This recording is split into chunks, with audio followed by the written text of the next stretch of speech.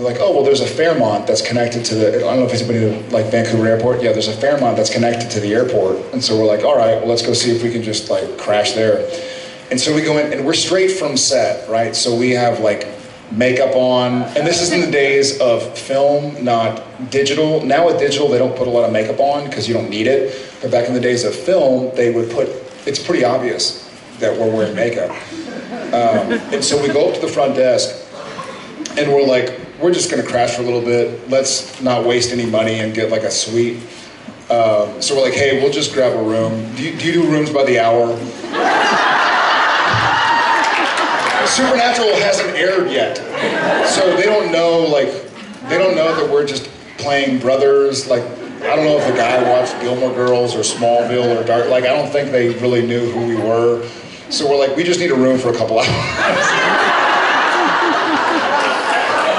And the guy's like, you know, it's a Fairmont, which is nice. He's like, we don't do that here. I think we're too tired to really understand that he thinks that we're saying something else. And we're like, all right, well, just I don't know, your smallest room then? And he's like, and he kind of gives us this look like, okay. And we're like, 2 beds. And he kind of gives us a quirky look, we're like, no, we're playing brothers on a show. We just have to sleep because we're going to do some acting. So yeah, that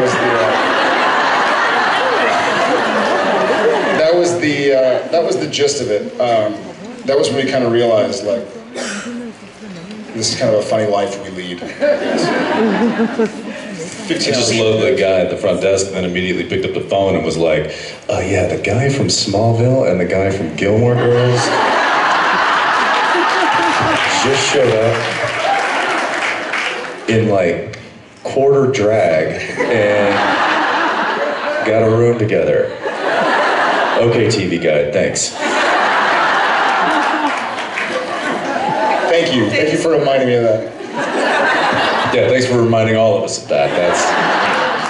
Hi. Hey, firstly, really impressed with the last episodes, especially Sam's leadership and Dean's emotional honesty in turn 22. Oh yeah, Dean's crying again. So, a while back you filmed the fake documentary, and we were... Which one?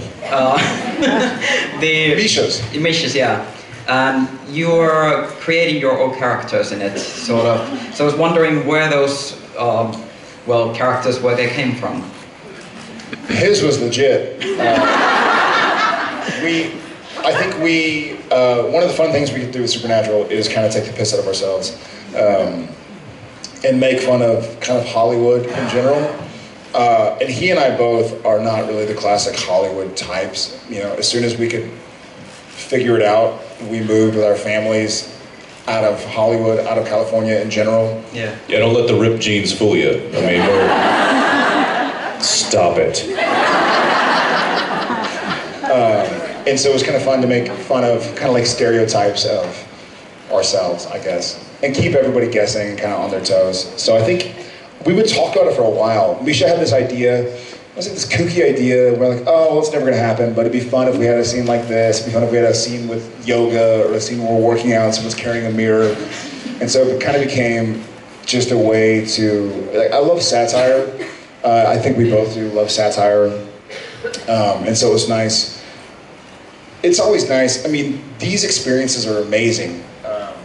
Meeting people who are also passionate about the show, the message, the characters. But it's nice to kind of remain humble, I guess, and to make fun of yourself as much as you kind of... We're in a very cool position, you know? We get to play pretend for a living and have people tell us that they love the story that we're a part of. And we love the story too, right? So it's like, cool, I love it too, but maybe we're given more credit than we really deserve. So it's nice to kind of... True. So it's nice to kind of to make fun of yourself. The characters, though, they kind of derived from a lot of the stories that we hear. I mean, being in the industry, we hear stories about what goes on in other sets, or what goes on with other particular actors on movie sets or TV sets and stuff. And some of the antics are pretty outrageous.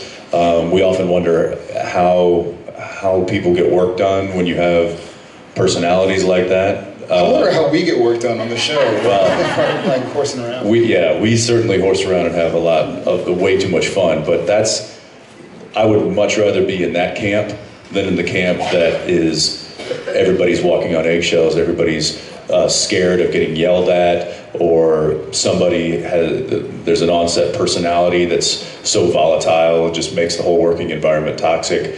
So we hear about these stories from people, and we kind of used a bit of that to add to those kind of fake characters that we picked up, and it was also kind of complete opposites of who we are. So we tried to expand on that a bit, and it was a lot of fun. Thank you. Yeah, thanks. Thank you. Hi. Right here. Hey. Hi. Okay. I was really impressed about something that you said once, which is found something to always keep fighting. It doesn't matter what it is. It could be a person or a book or a TV show. Just found it and keep fighting for it. So, first of all, I want to tell you that you and moments like this are my reasons to always keep fighting. And my question is, what is your reason to always keep fighting, and what is the reason that makes Sam and Dean always keep fighting, besides each other, of course? Thank you. Thank you. Happy you kept fighting. Happy you're here.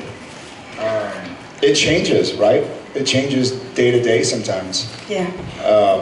And you'll be inspired by a song, or a sunset, or a rainbow, or a piece of art, or a friend that calls you, or a spouse, or a child, or a parent. So I think one of the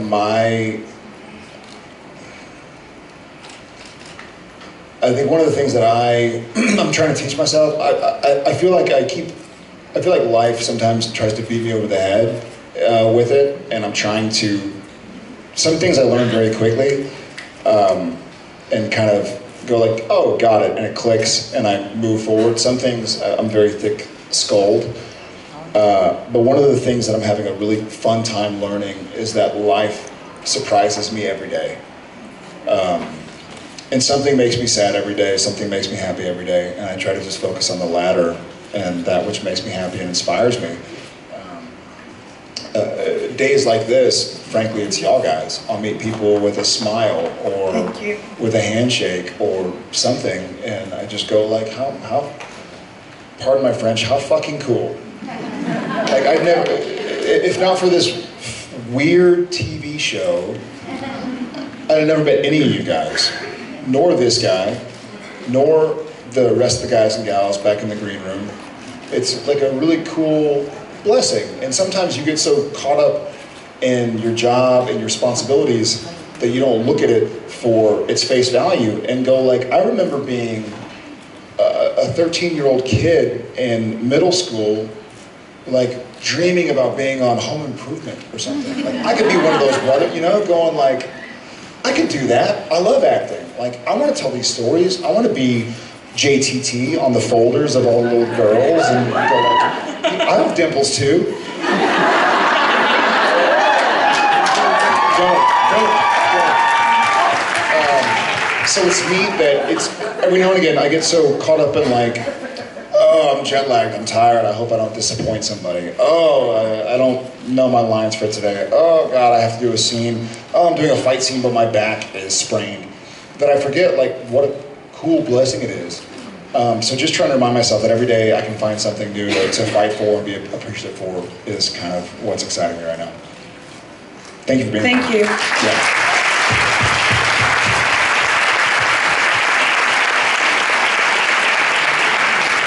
You know something. There's also a lot of inspiration in our lives. We have beautiful wives. We have amazing children. We have great friends, awesome family, awesome extended family, and there's a lot that you can really be inspired by. You know, when it comes to the day-to-day work of it,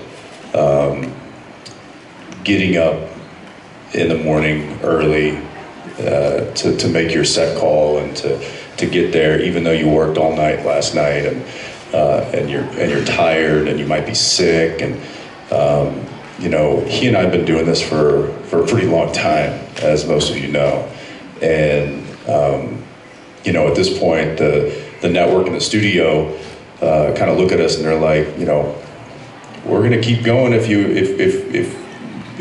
want to keep going, kind of a thing. And it's almost gotten to a point where we don't have to do this. And I wake up in the morning, and when I feel like I don't want to do this, or if I feel tired, or if I feel sick, I think to myself, you know what? I don't have to do this. I get to do this. And that's, I think, a sentiment that he and I both share, and we're very fortunate, and we're very humbled by the daily inspiration that we get. So, you know, that's where it comes from. Yeah. Thank you.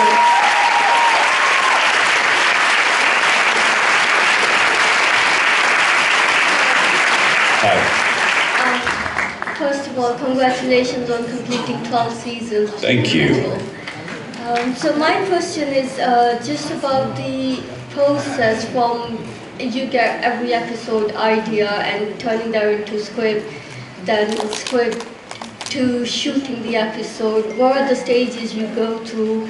Is there any hurdles, difficulties? I mean, maybe getting script approved or anything like this, the things you go through in order to get one episode done, which are brilliant episodes. Thank you. There is quite a process from a conception of an idea to it actually making it on screen. And it starts with the writers in the room pitching ideas to each other and coming up with a kind of a broad idea of where they want to take the story, where they want to take the characters. And then they start to get individual ideas for specific scripts. Yeah, it would be like, I think, like as a pretend example, it'll be like, hey, one of the writers goes, hey, wouldn't it be cool if Sam and Dean went to a haunted asylum and had to save the day? It's like, that is cool, figure it out. It's like, okay, well, why is it haunted? Okay, maybe it was, they were doing human testing. Right, so then the writer then goes kind of back to his office, his or her office, and they start putting together essentially a breakdown of a general concept of the script and how it's going to go. And then that writer then goes to Andrew, Dab, and Bob Singer, and they give them a pitch of kind of beginning, middle, and end of the script. And thank you.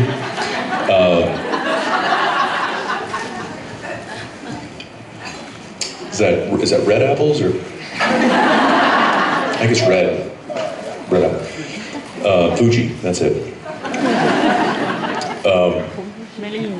What's the kind of the apples that? Honey crisp? Honey melt? Honey crisp?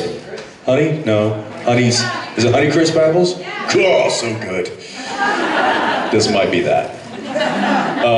So once they then pitch to Andrew and Bob, and then they say, okay, yes, we like that, write up the treatment.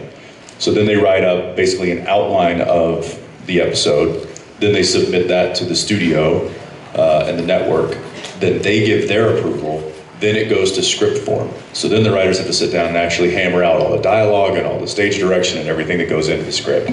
Then they'll pepper in like the through line. Like if the through line for season 12 was the boys find out about the British Men of Letters, the British Men of Letters ultimately decide that the American hunters need to be nixed. So they'll work in a few scenes. That's why a lot of times there will be an episode that doesn't have a lot to do with the mythology of the season, but then there will be Sam and Dean like in the Impala going like, hey, by the way, you talked to Mom yet? You know, and it's like, well, that kind of came from nowhere. Yeah, so they keep the long storyline. And so then once it gets approved by Studio Network, then they make the production script. And it's still going through kind of moderate rewrites throughout this whole process. Then we up north, is it sour? it might be green apples. Then we get the script up in Vancouver, and it goes into, and then we start breaking it down. Then the production team, you okay? You gonna be all I right? think I'm blowing fire right now. I'm like a fire-breathing dragon. I think this is the fermented juice. Anyway, then we get the script, and the production team then assembles, and they have their concept meeting. Okay, we now have a script. How are we going to make this live action? So, and I know this from directing. It's a bit of you're given a puzzle that you essentially have to put together. And you have all of your department heads, from special effects to makeup to visual effects to transpo to picture cars to stunts to art design. All of them are sitting in one room, and we're all going through the script page by page, line by line, and saying, how are we going to do that? And then we all put our minds together, we figure out, we get an idea, or get a game plan together of how we're going to do that. This is all happening in 8 days of prep. Then it goes into prepping all that, location scouting, casting, building sets. All of this happens before we ever roll a camera on it. So then we get to shooting it. Then it takes 8 days to shoot that episode. So now we're going to these sets that were just built a week ago. We're driving this car that they rented for the day. We're working with this actor that has never seen the show, and all of a sudden is like, I don't know what I'm doing. It's like, all right, just stick with us, you'll be fine. Okay. Oh, yeah. Yeah, we had one guest star who was She might come back, so we can't mention my name. That's true, never No, we mind. can't. Nope. No, we can't. Maybe one day. And so then the actual filming happens. So then once, after 8 days of filming is up, then all that footage then goes down back to LA to the editors. And then they spend several weeks, editing, adding the music, adding all the sound effects, doing additional dialogue, whatever they need to fine tune it. Then they make a master edit. Then they send that to the studio, they send that to the network, that gets approved, then it gets sent out to the affiliates, and then it goes